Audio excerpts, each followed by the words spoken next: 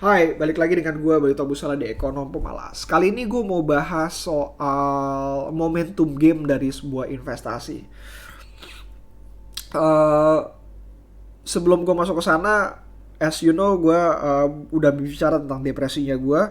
Dan gue akan berbicara ini nanti mungkin gue ngeliat gue alhamdulillah rada baikan. Jadi kalau misalkan gue ada kesempatan, gue akan membicarakan ini mungkin di akhir bulan kali ya, akhir bulan atau 2 bulan kemudian, dimana gue benar-benar fully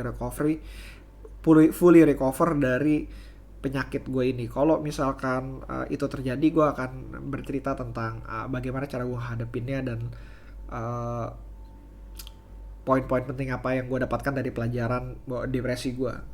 Hopefully bakalan keluar lebih cepat. Kalau gue berharap banget. So kita masuk ke momentum game, dimana gue melakukan kebanyakan gue lakuin di US dan di Indonesia juga. Tahun lalu gue melakukan banyak momentum game. Dan gue belajar belajar banyak hal sih, maksudnya nggak satu hal aja, gue belajar banyak hal. Momentum game sendiri itu istilahnya gini ya, kalau misalkan dibilang dalam satu investasi, yang paling penting dari investasi itu ada yang bilang 60% dari faktor keberuntungan lo ya, tanda kutip, di dunia investasi adalah momentum.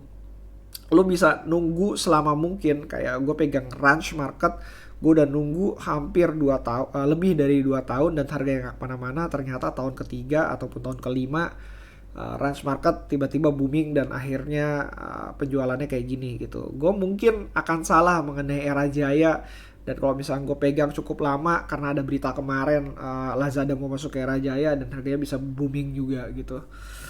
Ya, ya gue nggak tahu, nggak ada yang tahu momentum itu seperti apa. Nah, orang-orang tuh benar-benar mencari momentum, bagaimana dia bisa early detections dari momentum tersebut. Salah satunya menggunakan social arbitrage. Social arbitrage itu lebih ke arah bahwa produknya udah laku nih di pasaran, ataupun sahamnya sudah hype diomongin sama semua orang, tinggal nunggu kenaikannya aja gitu.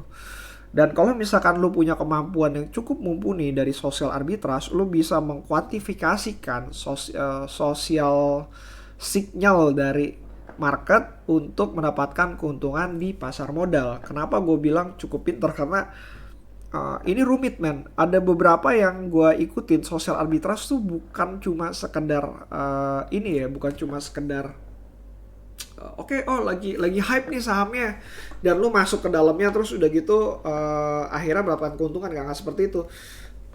Beberapa social arbitrage yang gue ikutin, bahkan mereka tahu kapan untuk keluar sebelum orang lain sebelum hype-nya itu hilang.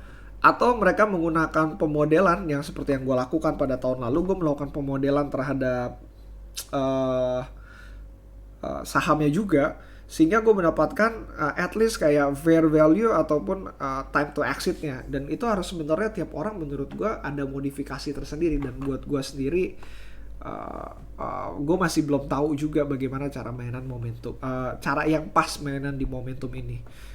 Unfortunately gue masih menggunakan fundamental analysis. Momentum sendiri lebih ke arah apa ya, ya kayak semacam keberuntungan lah. Keberuntungan kalau misalkan gue dapet dua-duanya, gue bisa mendapatkan keuntungan yang lebih besar dan lebih cepat datangnya dibanding seharusnya. Dan itulah yang terjadi kalau misalkan lo menggunakan momentum game. Problemnya adalah momentum game sendiri is a short terms game. Beberapa dari momentum game itu bisa bertahan mungkin hampir nyaris setahun ke 2 tahun, tapi setelah itu ya hype-nya bakalan hilang sendiri, dan itu lebih banyak ke arah fundamental dari perusahaannya. Ya lo coba cek kayak Nintendo dengan Niantic ataupun Pokemon Go, hype-nya bertahan berapa lama. Pokemon Go-nya sendiri sekarang masih berjalan dan ya growing dibanding pasca hype masih growing. Setelah pasca hype kan turun, terus udah gitu dia akhirnya growing lagi karena ada beberapa game dan lain hal ya. Akan tetapi ujung-ujungnya balik lagi fundamental juga gitu. Yang perlu lo ketahui adalah bagaimana cara mengkuantifikasikan bahwa momentum itu akan berpengaruh terhadap report dari perusahaannya gitu, report dari perusahaannya. Sebagai contoh, gue ngerasa yang gue lakuin terhadap arbitrase itu adalah inflation game gue ya. Jadi gue pegang 5% sebuah perusahaan, dan karena ya gue lebih yakin aja lah, gue lebih yakin, tapi gue nggak terlalu pengen ngambil resiko banyak. Perusahaan ini tuh bisa menang melawan inflasi. Gue ingat kata-kata Ray Dalio, seandainya ada inflation, komoditi itu bakalan lebih baik dibandingkan lu pegang sahamnya. Akan tetapi saham tentu ada perusahaan yang bergerak di bidang komoditi dong. Ada yang komoditinya coal, ada yang komoditinya CPO dan segala macam. Gue sendiri nggak mainan di komoditi coal lagi karena satu, menurut gue momentumnya nggak ada lagi, nggak semenarik kemarin. Dua, secara fundamental juga nggak semenarik tahun lalu juga.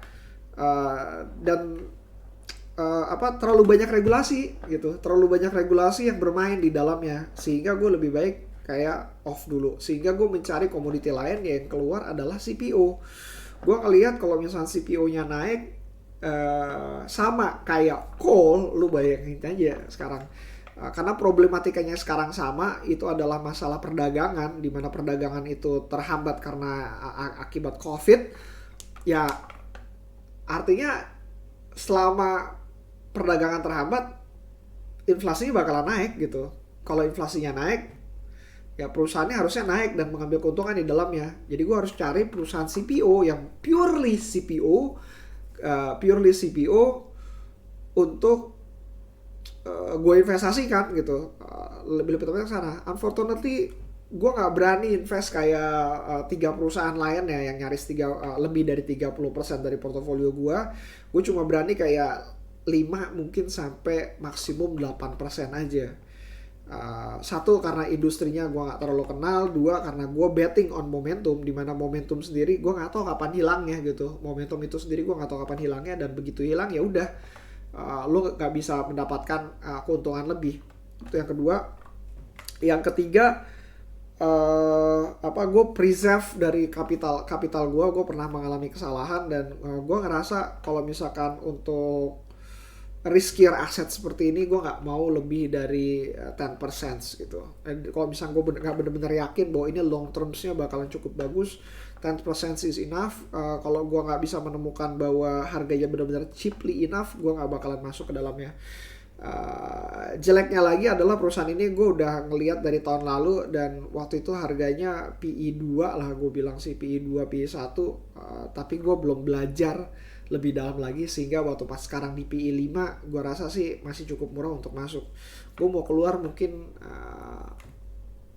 ya PE 10 ke atas lah, mudah-mudahan dia bisa mendapatkan lebih cepat, kayak let's say 1-2 month, gue gak tahu juga ya. It's better lo betting on the small size rather than you are not betting at all gitu. Kalau misalkan lo nggak betting at all, ya lo nggak dapet apa-apa, dan gue nggak mau kehilangan resiko gue mendapatkan apa-apa itu juga. Nah, itu yang gue lakukan gitu. Itu yang gue lakukan, arbitrase versi fundamentalnya. Apakah bisa dilakukan yang lain di Indonesia mengenai social arbitrase ini? Gue ngerasa ada banyak gitu. Ketika saham-saham healthcare lagi hype, gue kemarin kan pegang Prodia juga, dan gue kemarin sempat ngelihat bahwa dibanding semua saham healthcare yang ada, Prodia tuh menurut gue jauh lebih masuk akal gitu, jauh lebih masuk akal, lebih murah. Dan gue ngelihat bahwa dari sisi company-nya juga GCG-nya bagus, dan gue ngeliat ada jangka panjangnya, sehingga gue ngelihat kalau misalnya gue invest sekarang, keuntungan jangka panjang itu bisa gue dapatkan lebih cepat lagi karena adanya hype, momentum, dan segala macam. Sama halnya kayak gue ngobrolin tentang Metrodata. Metrodata itu menurut gue social arbitrage juga. Ketika semua perusahaan lagi hype-hypenya ngomongin ngomongin DCII atau ngomongin perusahaan teknologi dan segala macam, ya perusahaan yang menurut gue berhubungan dengan teknologi bahkan menjadi satu-satunya partner dari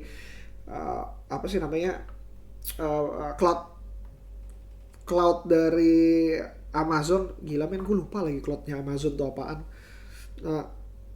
itu ya cuma metrodata aja. Gue ngeliat adanya GCG yang bagus juga, dan gue ngeliat ada pertumbuhan yang lebih lebih gede lagi gitu. Unfortunately ketika gue invest di metrodata, ketika gue invest di Prodia, gue ngambil duit kecepatan ya karena adanya trigger. Dan gue mesti adjust itu juga semua. Ya sudah lah, loss gue tapi gue dapat keuntungan. Gue cuma untung, gue nggak tahu, gue lupa 40-50%. Seandainya gue tahan sekarang gue bisa untung 150%. I think gue keluar di berapa ya, gue masuk juga lupa 1.500, keluar di 2.000 sekian gitu. Sekarang harganya berapa, udah 800, 4.000 men. Bisa 3 times, hampir 3 times. Ya udahlah, itu kesalahannya harus diambil. Tapi maksud gue mau bilang bahwa social arbitrage, momentum game, it works. Problemnya adalah ketika momentum itu ada, apakah lu bisa masuk ke dalamnya atau enggak gitu. So untuk menguji hal ini gue punya akun kecil di mana gue bermain di dalam momentum. Ada beberapa bank kecil sekarang yang hype-nya gede-gedean. Gue ngerasa kayak bank kecil lainnya juga pasti bakal kena hype, walaupun mereka nggak ngomong bakal gue mau go digital dan segala macam. As long as sahamnya harganya murah, quote and quote, gue nggak ngomongin PE, gue ngomongin kayak 100-200 ini, walaupun itu menurut gue kayak ya rada aneh gitu untuk ngomongin oh saham harganya 100 murah ya, kalau PI-nya 50 nggak murah-murah juga. Tapi it works di Indonesia kayak HAM 100-200, dan gue mesti mau uji itu aja gitu. Gue ada akun nilainya cuma 1 juta, kita lihat bakalan akun tersebut bakalan naik ke angka berapa gitu ya, buat mainan kecil-kecilan lah untuk